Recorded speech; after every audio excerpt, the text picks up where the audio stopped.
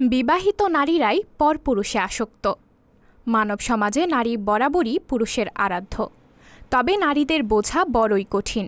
অনেকেই মনে করেন নারীরা সম্পর্কের গভীরতা বোঝেন না, সম্পর্ক থেকে আগ্রহ কমে গেলেই সরে যান। এমনকি যারা বিবাহিত তারাও স্বামীর সঙ্গে সারা জীবন কাটাতে চান না।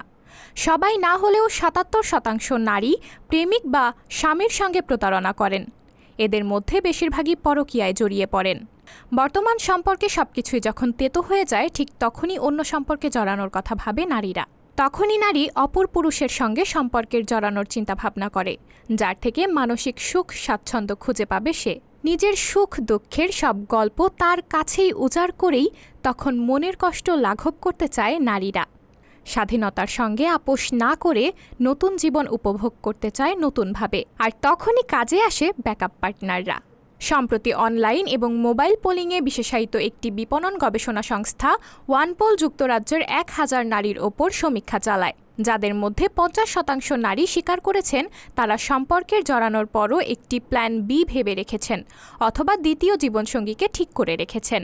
সমীক্ষায় অংশ নেওয়া অনেক নারী আরও স্বীকার করেছেন তাদের ব্যাকআপ পার্টনার যে কেউ হতে পারে। সেই তালিকায় রয়েছেন অফিসের সহকর্মী, প্রাক্তন স্বামী, স্কুল কলেজের বন্ধু বা জিম পার্টনার। সমীক্ষায় অংশ নেওয়া ১০% নারী আবার স্বীকার করেছেন তাদের ব্যাকআপ পার্টনার তাদের প্রাক্তনও হতে পারে। নিজের দুঃখের কথা একদিন যার সঙ্গে নির্দ্বিধায় ভাগ করে নিতে পেরেছিলেন, কোনো সংকট ছিল না, এমন পুরুষকে চিরকাল মনে রাখে নারীরা। আর তাই তাদের ব্যাকআপ পার্টনার হিসেবে অনেক সময় ভেবে রাখেন নারীরা। সাবরিনা জলিল, সবার কথা।